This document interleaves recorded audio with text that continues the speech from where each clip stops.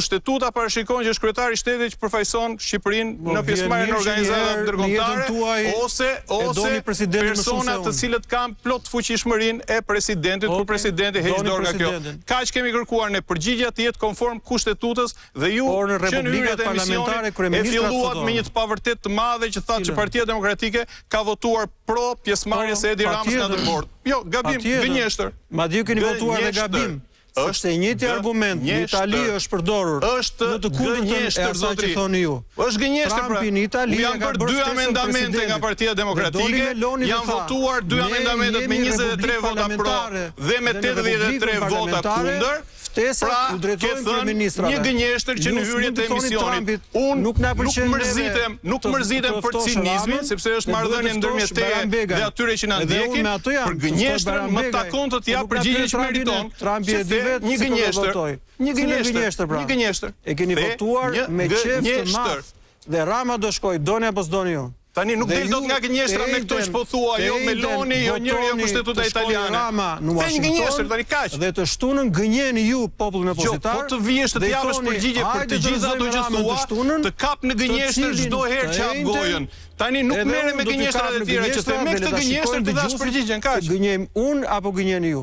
Po dhe me gënjeshtër merr nxirr pamjet e votimit. Ju gënjeni dhe vazhdoni të gënjeni, duke u thënë njerëzve, hajde rrezojmë Ramën të shtunën. Dhe të ejndën e votoni për të vajtur në Washington për të Po gënjen më prap, vazhdon gënjen prap. Po gënjen gënjeshtar. Ti je gënjeshtar. Nxjerr rezultatet e votimit. As kushtetutës ke lexuar në çfarë temë çfarë diskutim do bëjmë bashkë. Ti je super mashtrues. Edhe nuk skuqesh kur gënjen, gënjeshtar. Absolutisht. As skuqje më vetëm, vazhdon të zbuloj gënjeshtrat e tua.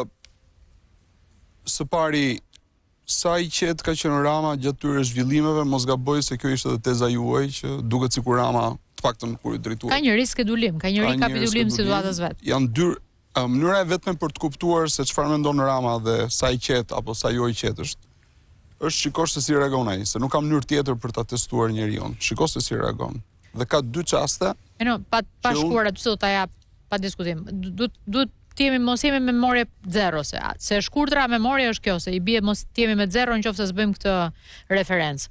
Pra, memoria e shkurtër jona na thotë që opozita ngriti një atmosferë në cilën presupozohej që Ramon do të hynte hetimi deri tek arrestimi, ka ardhur radha, do ta marrin me helikopter dhe do ta çojnë në një mënyrë të caktuar. Pra, si duke quar metaforën dhe simbolizmin në atmosferë, Ramaduro si pas Maduros. Pra, që raportet midis administratës Trump dhe Ramos ishin në ekstrem negativ.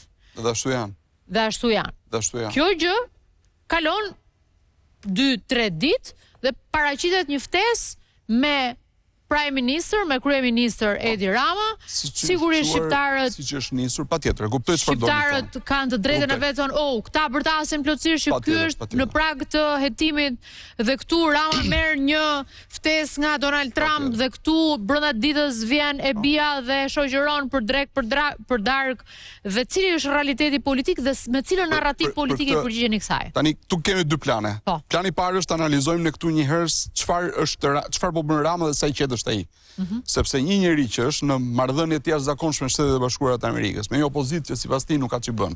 Bile janë turma rrugaçësh dhe të pabuksish dhe jashtëderdhje të dikujt apo është një njeri që si rregull duhet të jetë njeri shumë i qetë.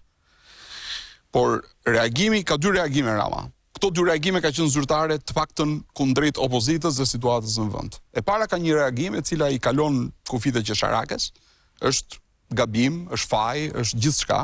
Në parlament kur tha që unë nuk vajta për të firmosur në Davos themelimin e organizatës Bordit të Paqes, sepse zgjodha që të darkoj me vajzën e presidentit. Me lejen e Tjatit. Dhe për këtë gjë tha, sigurisht i ka marrë lejen e Tjatit. Domethënë kjo është një batut kafeneje, një batut që njeriu, por një kryeministër nuk mund ta bëj kur. Por a tregon kjo një siguri të madhe të sigurisht që nuk, jo vetëm sepse është individi i cili është duke përmendur Trumpin me metafora alla patriarkale shqiptare. Patjetër, sepse është gënjeshtër. Dhe sa herë që ndodh, sepse është gënjeshtër. Gjithë e kuptojmë që është gënjeshtër. Domethënë ka ndodhur një bisedë e tillë. Donald, të lutem shumë, jo më, po guxim. Domethënë një kryeminist shqiptar i një vendi me 2 milion banor, që është më i vogël se një lagje amerikane, çohet një ditë dhe thotë që pse donin shikoni atje? Nuk pat një guxim tjetër. Bion me lejen e Tiazit.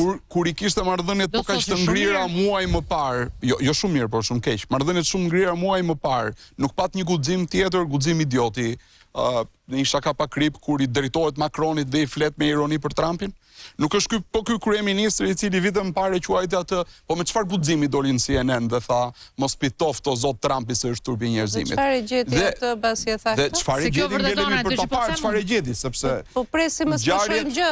Dhe nëse e gjen se opozita, ju lutem, se tani ta vazhdoj pak të lutem. Pra, ke reagimin e parë të tij, I cili është qesharak në të gjitha kuptimet. Është reagimi I një personi që është thellësisht në hall dhe që kapet gafil për faktin se nuk ishte në Davos për ta firmosur, se e shiti si ftesë personale dhe e shiti si themelues, por kur pa që themelues ishin 20 vende tjera, ishte edhe Kosova për fat mirë, po ai nuk ishte. Mënyra e vetme për ta kaluar këtë bëri këtë batutë. Po sa herë që bën batuta, njeriu prisni. Për te narrativës politike. E dyta. Unë kërkoj e notë se do ta jap për dytë dhe Ivit dhe ty. A mund ta mbaroj të lutem Grita këtë? E dyta. Reagimi I dytë, që vjen më herë pas parë, se s'ka pas reagim tjetër. Ishte reagimi I tij për protestën e datës 24. Unë nuk kam parë ndonjëherë Edi Ramën që të reagojë jo si kryeministër, por atë personalisht në atë lloj forme.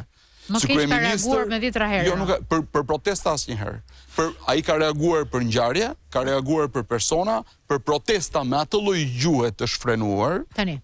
Absolutisht asnjëherë tjetër. Këto janë dy reagimet e tij që tregojnë që pavarësisht çfarë shitet. Se dua të jap Mirelës dhe pastaj pavarësisht çfarë thotë, njeriu është në pozicionin më të vështirë ndonjëherë.